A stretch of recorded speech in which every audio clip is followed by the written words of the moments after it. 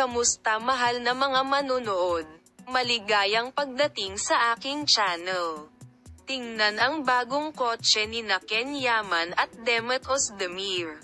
Ito ay nagkakahalaga ng 7 milyon. Ginawa ng mga aktor na Ken Yaman at Demet Özdemir ang kanilang pagkakaibigan, na nagsimula noong 2017, sa pag-ibig sa maikling panahon kasama ang mga serye sa TV na kanilang pinagbidahan, at pagkatapos ay ikinasal sila.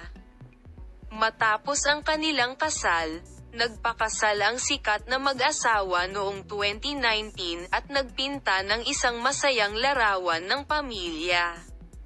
Si Yaman at ang kanyang asawang si Demet Özdemir ay nag-e-enjoy sa kanilang bakasyon sa kanilang bagong summer house sa Bodrum.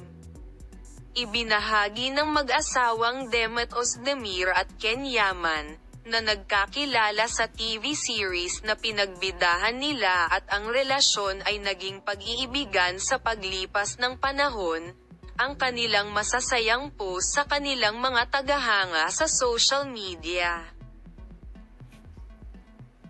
Naging mainit na paksa ang bagong balita ng mag-asawa, na na-highlight sa mundo ng magazine para sa kanilang masayang pagsasama.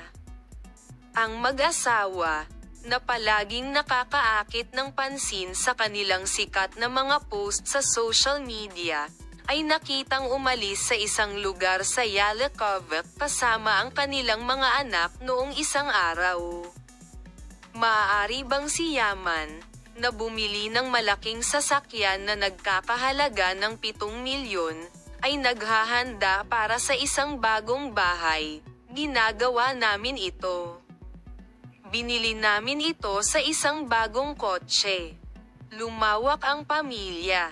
Ang kotse na ito ay sapat lamang para sa amin, sabi niya.